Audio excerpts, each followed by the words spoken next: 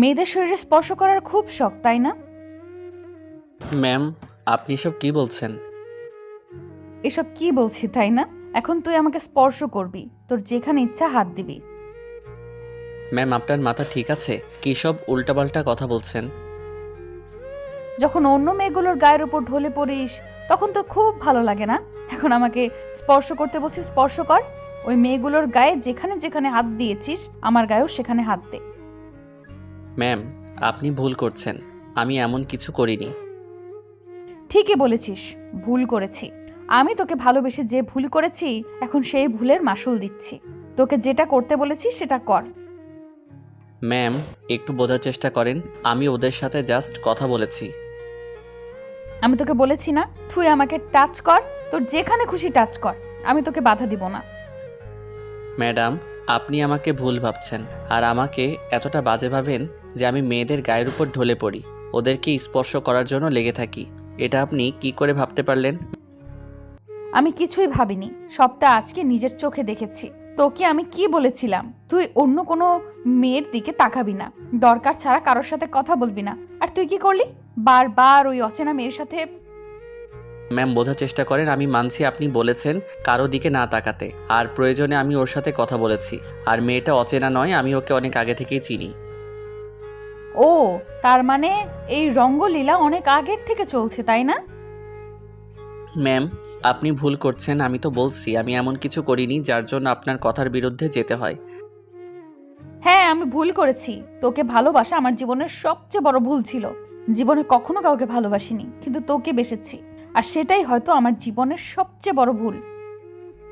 আমি জানতাম না পায়ের জুতাকে কখনো মাথায় উঠাতে নেই, আর সেটাই করেছিলাম বলেই এখন ভুলের মাসুল হিসাবে আজকে আমাকে কষ্ট পেতে হচ্ছে। ম্যাম, আমি জানি আপনি আমাকে ভালোবাসেন, কিন্তু আপনি যেটা চান সেটা সম্ভব না। তাছাড়া আমি তো আপনাকে বলে দিয়েছি আপনি আমাকে ভালোবাসলেও আমি আপনাকে ভালোবাসি না। আর ঠিকই বলেছেন, আমি পায়ের জুতো। ওই জন্য আপনার থেকে দূরে থাকার চেষ্টা করি, কারণ আমি বামুন হয়ে আকাশের চাঁদের দিকে হাত বাড়াতে চাই না। আপনাকে কোনোভাবে কষ্ট দিয়ে থাকলে তার জন্য মাফ করে দিবেন প্লিজ। এরপরও তোর মুখ দিয়ে কথা বের হচ্ছে? তুই আর একটা কথা বলবি না, তাহলে আমার থেকে খারাপ আর কেউ হবে না। তোকে বারবার বলেছিলাম কোনো মেয়ের দিকে না তাকাতে। বলেছিলাম না তোর যা লাগবে নির্দ্বিধায় তুই আমাকে বলবি। আমি তোকে ভালোবাসি, তাই তোর জন্য সব করতে পারি।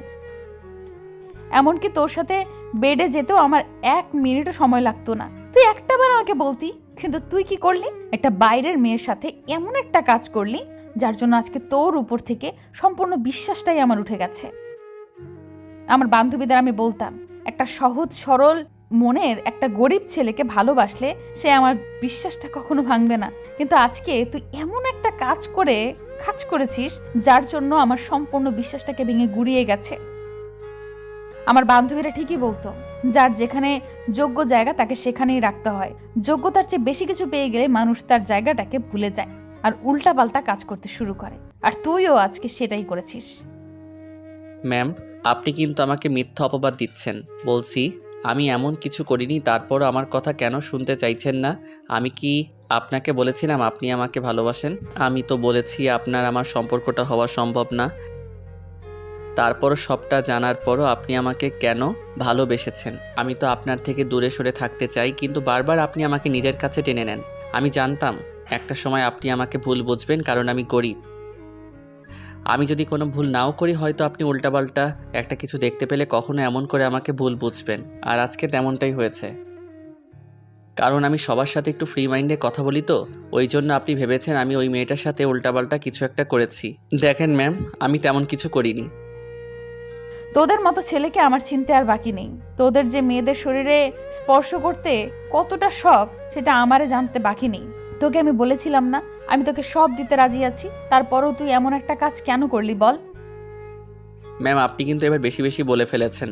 আপনি আমার অফিসের বস বলে আমার সাথে এরকম বিহেভ করতে পারেন না। এমনভাবে আমাকে একটা মিথ্যা অপবাদ দিতে পারেন না। হ্যাঁ, আমি আপনার থেকে সম্মানে অনেক ছোট, তাই বলে আপনি আমাকে এমন একটা মিথ্যা অপবাদ দিতে পারেন না। তোর মুখ দিয়ে আবারও কথা বের হচ্ছে? তোকে ভালোবাসাটা আমার জীবনের সবচেয়ে বড় ভুল ছিল। ছোট লোক কোথাকার, এত বড় একটা অন্যায় করে বলছিস তুই কিছু করিসনি। আসলে তোকে সহজ সরল দেখতে মনে হলেও তোর মনের ভেতরে যে এত বাজে একটা চিন্তাধারা আছে সেটা আমি ভাবতেও পারিনি। ম্যাম আপনি কিন্তু শুভ কথাটা বলে শেষ করার আগেই তানিয়া ওকে কষিয়ে একটা থাপ্পড় মেরে দিল। সাথে সাথেই শুভ মাথাটা নিচু করে নিল আর বলতে লাগলো, ছোট লোক কোথাকার, তোর এত বড় সাহস! তুই আমার সামনে দাঁড়িয়ে উঁচু গলায় কথা বলছিস?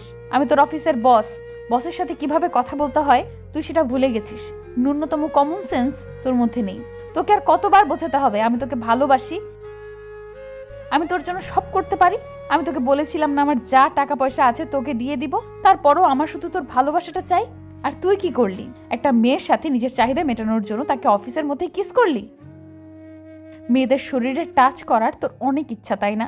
আজকে তুই আমাকে যেভাবে খুশি ইচ্ছা টাচ করবি, তারপরও তুই অন্য মেয়েদের কাছে যাবি না। এই নে, আমার শরীরটা এখন তোকে দিয়ে দিলাম, তোর যা ইচ্ছা কর। তানিয়া কথাটা বলেই বুকের উপর থেকে শাড়ির আঁচলটা ফেলে দিল। শুভ মাথা নিচু করে আছে, ওর চোখ দিয়ে টপ টপ করে পানি পড়ে যাচ্ছে। তানিয়া শুভকে ভালোবাসে, শুভ সেটা খুব ভালোভাবেই অবগত, কিন্তু শুভ নিজের অবস্থানের কথা ভেবে ওকে এত বেশি ভালোবাসার পরও ওর থেকে দূরে সরে থাকার চেষ্টা করে। আর আজকে সামান্য একটা সিচুয়েশনকে তানিয়া উল্টো পাল্টা কিছু একটা ভেবে এমনভাবে সিন ক্রিয়েট করবে শুভ কখনো ভাবতে পারেনি। শুভ চোখের পানিগুলো মুছে দিয়ে বলল, ম্যাম আপনি ঠিকই বলেছেন, আমি একটু পুরুষ মানুষ, আমার শরীরের চাহিদাটা একটু বেশি, তাই নিজেকে কন্ট্রোল করতে পারিনি বলে ওই মেয়েটাকে কিস করেছি। আপনি ঠিকই ভেবেছেন, আপনি আমাকে কেমন ভালোবাসেন আজকে সেটার প্রমাণ পেয়ে গেছি। আমি জানতাম আপনি যেভাবে আমাকে সন্দেহ করেন, সবসময় ভয়ে থাকেন আর চোখে চোখে রাখেন আমি উল্টাপাল্টা কিছু করতে পারি, তাতে যে কোনো সময় এমন কিছু হতে পারে। আর আজকে সামান্য একটা বিষয়টাকে আপনি এতদূর গড়িয়ে দিলেন। আমার ভাবতে অবাক লাগছে, আপনি কি না বলেন আমাকে ভালোবাসেন, আর সে আপনি বারবার আমাকে এতটা নিচে নামাচ্ছেন। আমি নাকি শরীরের চাহিদা মেটানোর জন্য আপনাকে বললেই আপনি আমার সাথে বেডে যেতেন। আমার ভাবতেই ঘৃণা লাগছে যে আমি ভেবেছিলাম আপনি আমাকে ভালোবাসেন। নিজের অবস্থানের কথা ভেবেই আপনার থেকে দূরে সরে থাকার চেষ্টা করেছিলাম। আপনি আমাকে এতটা নিচে নামাবেন জানতে পারলে আমি আর আপনার সামনে আসতাম না। কিন্তু কি করব বলুন, অনেক গরিব তো, তাই একটা চাকরি যে আমার কাছে অনেক কিছু। কারণ চাকরির জন্যই আমি এখনও সবার সামনে সোজা হয়ে দাঁড়িয়ে আছি। না হলে বৃদ্ধ মা বাবাকে নিয়ে কবে যে রাস্তায় গিয়ে নামতে হতো জানা ছিল না। আপনি সেই প্রথম দিন থেকে আমার উপর নজর রাখছেন। প্রথমে সন্দেহ করলেও একটা সময় অপমান করতে করতে এসে বলেছিলেন আপনি আমাকে ভালোবাসেন। তারপর বলতে আমি যেন অন্য কোনো মেয়ের সাথে কথা না বলি, তাদের দিকে না তাকাই। আমি সবটা মেনে নিয়েছিলাম। তারপর যখন ভাবতে শুরু করেছিলাম আপনি আমাকে ভালোবাসেন, তখনই আপনি সেটা প্রকাশ করেছিলেন। তারপর আমি আপনাকে একটু একটু করে নিয়ে ভাবতাম, কিন্তু ভালোবাসার মতো যোগ্যতা আমার নেই বলে আপনার থেকে দূরে সরে থাকতাম। আর আজকে সামান্য একটা বিষয়টাকে আপনি এত বড় একটা পর্যায়ে নিয়ে দাঁড় করালেন, যার জন্য বাহবা দিতে হয় আপনার ভালোবাসাকে। ঠিকই বলেছেন, আমি একটা পুরুষ তো, আমার শরীরের উপর কন্ট্রোল থাকে না। ভুল করেছি ম্যাম আপনাকে ভালোবাসতে পারিনি বলে, কারণ আমার সেই যোগ্যতা নেই। আজকের পর না আপনি আর আমার এই মুখটা কখনো দেখতে পাবেন না, ভয় পাবেন না। আমি আর আপনাকে ডিস্টার্ব করব না, আপনার সামনে সব রঙ্গলীলা চালাবো না। শুভ কথাটা বলেই তানিয়ার কাছে গিয়ে তারপর ওর দিকে না তাকিয়ে ওর শাড়ির আঁচলটা গায়ে জড়িয়ে নিল। তারপর চোখের পানি ফেলতে ফেলতে রুম থেকে বেরিয়ে গেল। শুভকে কান্না করতে দেখে তখনও যে মেয়েটার সাথে কথা বলছিল সেই মেয়েটা জিজ্ঞেস করলো, শুভ, কি হয়েছে তোমার? তুমি কান্না করছো কেন? ম্যামকে দেখলাম, উনি অনেক রেগে আছে। নিশ্চয়ই কিছু একটা হয়েছে, তাই না? না না, কিছুই হয়নি, চোখে কি যেন পড়েছে, এই জন্য এমন হয়েছে। আমি সব জানি ম্যাম তোমাকে ভালোবাসে, আর তখন আমাদের ওইভাবে দেখে হয়তো উল্টাপাল্টা কিছু একটা ভেবেছে। আমি ম্যামকে বোঝাচ্ছি, তুমি প্লিজ কান্নাকাটি করো না। না না, কাউকে কিছু বোঝাতে হবে না, প্লিজ তুমি এই বিষয়ে ম্যামকে কিছু বলতে যেও না। ওনাকে শত বললেও উনি আর এখন বিশ্বাস করবে না।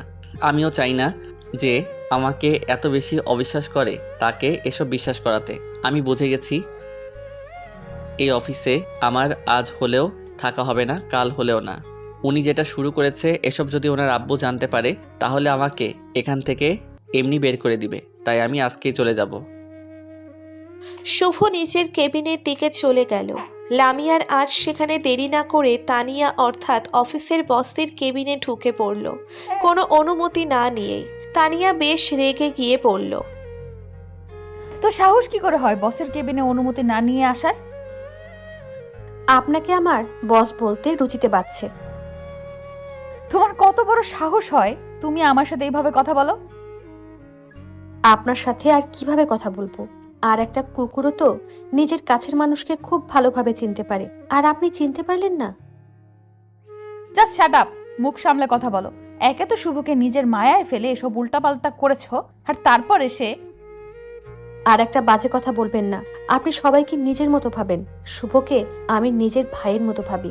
আর আপনি কি না, ছি, আপনি জানতেন না শুভ কত ভালো একটা ছেলে, আর সেই আপনি শেষে ওকে এত বড় একটা অপবাদ দিলেন। কি বলেছিলেন? আমরা তখন কিস করছিলাম, তাই না? আরে আমার চোখে কিছু পড়েছিল আর ও সেটা বের করছিল, কিন্তু আপনি আমাদেরকে উল্টার দিক থেকে দেখে ভাবলেন আমরা দুজন দুজনকে কিস করছি। আমাদের কি এইটুকু শালীনতা বোধ নেই?